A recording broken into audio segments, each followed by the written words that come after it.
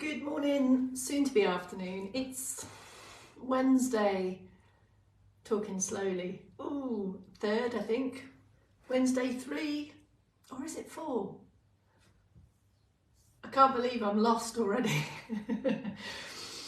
I can't even work it out. I'll wait for someone to arrive to tell me what the date is. Maybe it's 4th. Yes, because we were talking about 2s and 3rds yesterday. It's definitely the 4th. Chris, is it the 4th today? Is it? Is it? Right, let's get on with it. I'm still in Civvy, sorry. I've come over to have an HQ. I'm on my way to Plymouth later today, minus an LT t-shirt. So I'm feeling a little bit lost without that. It's become a kind of a permanent part of me. So I'm lost without it. Oh. Anyway, you know who I am, Bex Townley from Later Life Training, even without the t-shirt. It's not like a cape. It's not like a superhero cape that I put on. It's just a t-shirt. Morning, Maddie. Maddie, you've changed your profile picture. I need to have a look at that. Right, now, just to say before we start, if there is any way, you can be near a fixed firm table for this movement snack. This would help. Now, I don't want to exclude anyone that may not be near a table, so I'm gonna offer cushion alternatives where I can. So if it's, I don't want to create an onerous challenge here. If you have a fixed firm appropriate table to do a bit of pressing into, maybe reposition yourself near that. If not, just have one of these to hand. I'm gonna juggle a dual movement snack accessory. It's a table accessory or a cushion accessory, whichever you prefer. Good afternoon, Jenny. Ken, afternoon. Remodelled. Are you the cutter, Ken, or are you the outcome after the cutter? If you don't know what I'm talking about, there's a pre-message that I put out. We put out about 30 minutes before each of the movement snack. I like to find something on the noons and the 4 PMs, either a little bit humorous or, a little bit thought-provoking. I've gone for humorous today. Hides a multitude of sins. So go back and have a look at that. It could be applied to many different themes and topics. Could the image I posted today. Afternoon, Red Rita. Sunny, blustery Devon. All right, Jenny. I was so thrilled to read yesterday that I think it was Margaret. I inspired Margaret, I don't know if she's coming in today, to repot her spider plants. I'm here for any kind of gardening inspiration also. The gardening inspiration is free, as is the humour, as is the movement snack. Free is our middle name. Free as in liberated with movement, as in not very costly. Morning, Super G. Am I over-functioning a bit, maybe? Red Rita, hurrah, on time. Stormy and rainy. Oh, it's good to have you back on time. I mean, there's always the catch up. It's not important, but it's good to have some live-O's. Great to see you there, Red Rita. And I really, today might be the day that I sort these glasses out before I go to Plymouth. 5, 6, 7, 8. Let me just say, folks, your accessories today, if it's not too much hassle for you, be near a table. If that's not possible, not feasible, and I haven't given you much time, grab one of these. So I'm going to do a bit of both. I'm going to utilise the table. So there's much wrist bone loading today, coupled with additional extra activity for your supporting parts, some balance in the mix, and some hips still on the go. All kicking off, not literally kicking. You should be chuffed, Red Rita. Should be chuffed. All kicking off with some Circ Boost. Let's get going. Get rid of those before they fall off my head anyway. Okie doke, so here's the theme for today. You will need either a table, fixed firm piece of kind of hip height something, and a cushion, and a chair.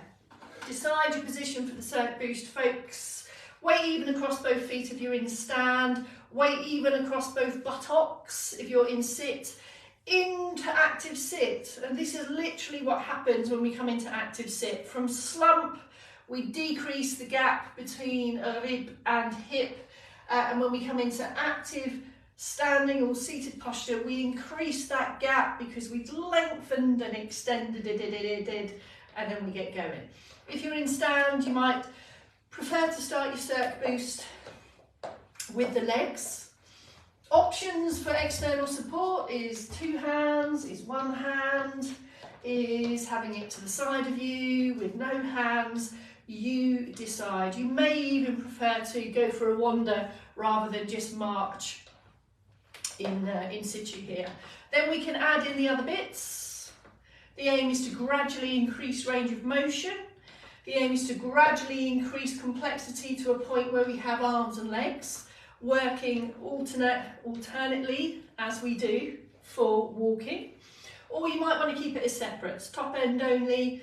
Note when I take the top end only, I've taken a slightly wider stance. I've got my natural knee suspension in play here, adding to balance and confidence. And then when the legs come back in with that, there is a requirement to bring the base of support back to a hip width position, so then it's easier to shift the weight. That's it, that's your standing prompts. Seated prompts, if you would like, carry on stand uppers.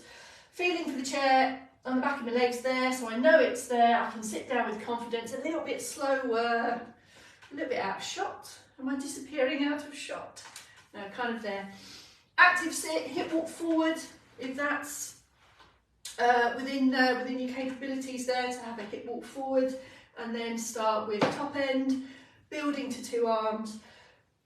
We're trying to maintain an active sit position with the weight even across both buttocks, and we have this march that's driven by the shoulder. It doesn't just flap around here at the elbows, no, with purpose, with feeling, with intention of mobilise and moving shoulders and shoulder bladage. That's what we're after. There's your other option there, your diagonals.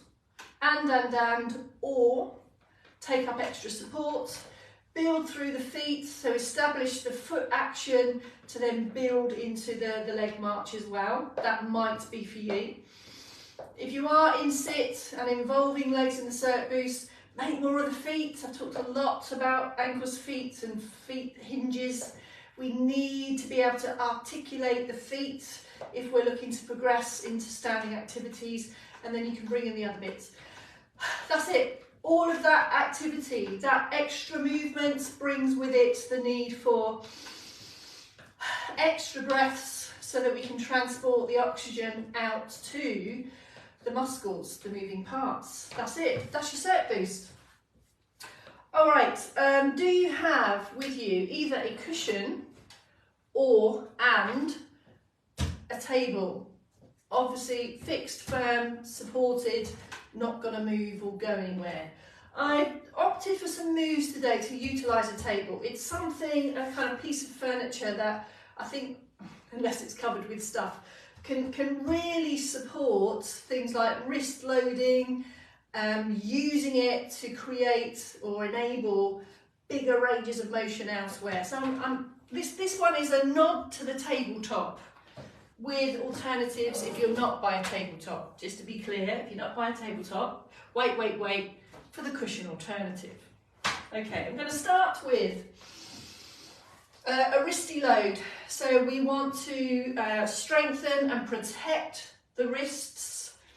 So here's the first layer. Come close to your tabletop, knees are a little bit bent.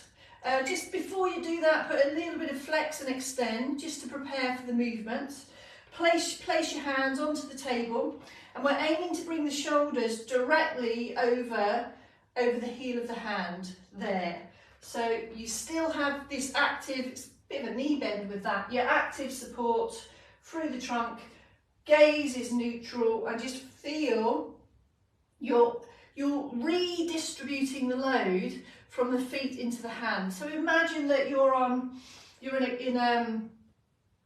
in a box position on the floor, hands and knees, but we're not on hands and knees.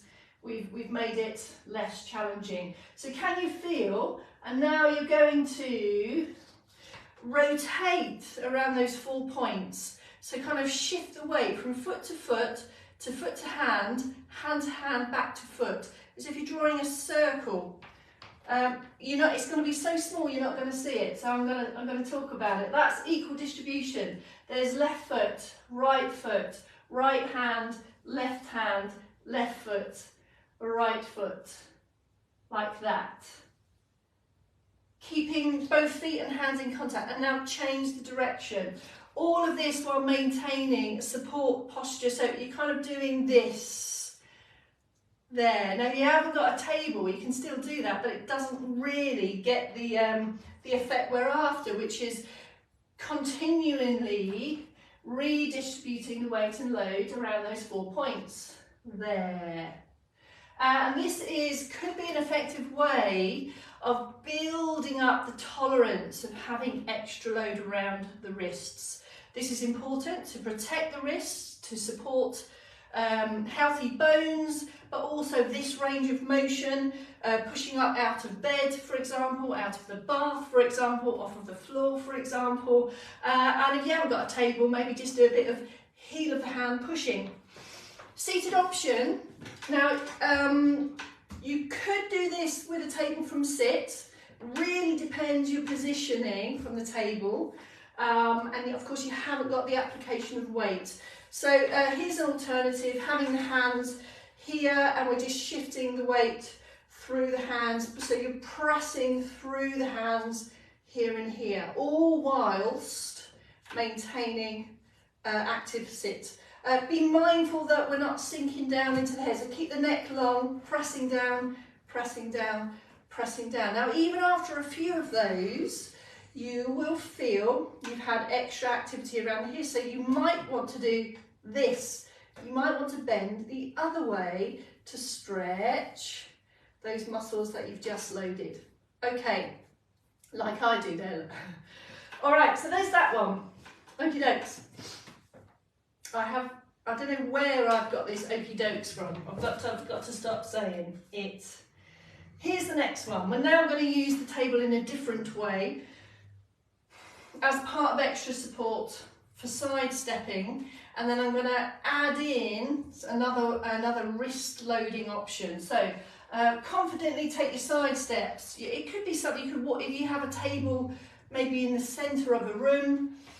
It's a really effective way of practicing sideways stepping or any kind of stepping and coordinating the hands. Now, then what we can do is add this weight shift and change back to base. So we're shifting the weight across 2 hands, side step back to base. Can you see me? Shift the weight, da-da, there. So you have this moment when the weight is through both hands and you're coordinating a side step, like so. It is significant to build strength and protection around the wrists. Really, really significant. Also, if we do feel a wobble and lose balance, remember this is the thing that's going to react. This arm here is the arm that goes out and is part of our saving reactions. So as well as lift, carry, push, pull, loads of extra benefits of strengthening and protecting wrists. And you really will feel probably the need to stretch the other way if you've spent a few moments in that loaded position. Haven't got an alternative for that in sit, so I'm going to give you a cushion one here.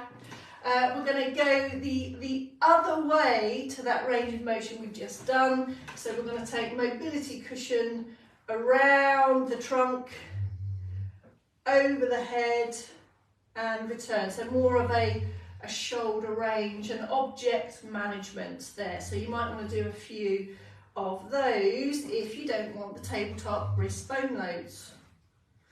All of these moves, managing the object, getting your arms around yourself in different ranges of motion, is all part and parcel, is inherent, is kind of implicit in all of our activities of daily living. Right, next. Okay, in sit position, seated reaches. This might be one for later. The next time you are sat at a table, you might want to check it's clear, of course, otherwise you might be picking up objects as well. So it's part and parcel of functional reach. What the table offers, of course, is an extension of the base of support. So you could walk the hands out, taking the hip hinge with you, keeping the gaze neutral, and then once you're here, you can put in an extra reach across the table. So functional reach with tabletop support. This also directly relates to having confidence to move our own body weight at lower positions, at floor-based levels here. So this is bed mobility, this is feeling confident to get up from the floor if we should need. It's hip hinge, it's functional reach. It's all in there. Hang on. Right, supported. Okay, diagonal balance, another seated one. Using the table again, just move my chair.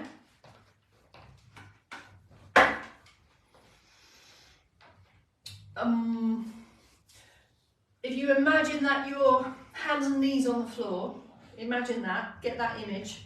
And then we're here in this position instead. So again, the key thing here, folks, is the weight is over the hand there. So the shoulder is directly over the heel of the hand. The fingers are wide and spread, so you have active fingers here, so the whole of the hand is on the table. A little bit of a coordination one here, so you're going to remove diagonal arms and legs. So you're just going to hover diagonal arms and legs like so, there. And you can put in an extra wrist flex just to ease that position there. What's happening here is you're moving the diagonals, so you're creating extra activity through your supporting parts, and we're increasing. It takes a while to think about diagonals, definitely diagonals, there,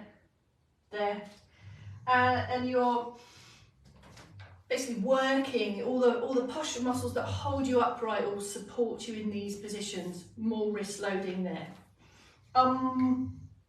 There isn't a direct application of sit there, folks. If you want to build on functional reach in a sit position, I'm going to suggest that we go for our alternates, fingertip touch over time there, so building on that hip hinge. You can bring that into a wrist load if you're confident to go from fingertip to whole of foot. So you really can replicate that same movement as I've just done on the table as part of bend practice, if comfortable. If you're not yet comfortable to get that hand all the way down to the floor, of course, what you could do is put a cushion or something higher. It could even be a book or an object, a flat object, and you can then still practice your wrist bone load with a functional bend. Lots of these types of moves are part of having the confidence, the support and the moving parts to better mobilise around on the floor, get up from the floor, mobilising bed, etc, etc, etc. And down. What have I got last but not least, I think? Yes, the most obvious one perhaps is how tabletops can assist with sit to stands. This could either be as part of progression to stand. So if you are working towards more standing activities, you can practice your jockey lifts here with extra wrist bone load as part of that. The arms can help support stand. You can go a knee bend and a bit of an arm press here. So it's also a way to use that wrist flexion and wrist bone load again, not necessarily on the wall as our wall presses, but could also be used in tables. There, tucking the elbows in for that one, folks. So redistributing the weight across feet and hands. Okay, there's a lot going on there. That was quite a mixed bag. Let's go from the top again. Tabletop moves.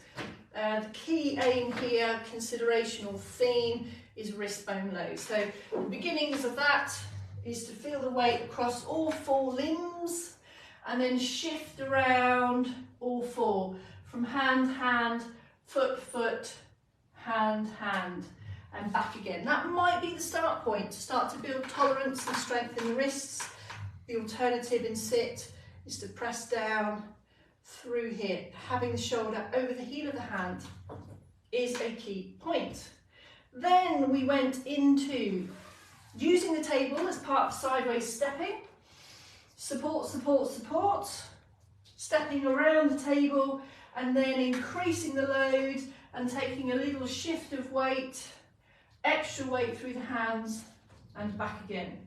Extra weight through the hands and back again. Seated option for that, I changed the focus completely and went for towel, round trunk, overhead, basically moving the cushion, using your shoulder mobility and your functional grip and grasp to get that object around your trunkage. Then we have the tabletop reaches, either walkouts, walkouts, walkouts, walkouts, finishing with a functional reach or slide. Do clear your table first, otherwise bananas and plant pots end up on the floor. And bend practice, either to fingertip or flat of hand. Use my glasses, flat of hand over time, or I mentioned to put the cushion to the floor or stack something higher so that you can also, you've got a double whammy here also on this arm, of course. There you go. And what was the last one? Supported sit to stand or jockey lifts. Using the table or actually going into some table press ups, using the legs, tucking the elbows in, building up on those pressable muscles. Remember, maintaining or improving muscle strength isn't just about being stronger. It's about keeping warm. It's about immunity. It's about so much more. It's about resilience. Our biggest window of opportunity to kind of keep strong or maintain strength is when we're moving well. So crowbar all those in. There's quite a mixed bag there. I had to amend some since my wrist got to go. Yeah, so just play it. That's why they're just little incremental moves there. Hopefully there's you can see how many of those moves today work in a kind of hierarchy of progression. Anyway, I'm with you back on the 4. Yes, I am. See you then. Bye for now.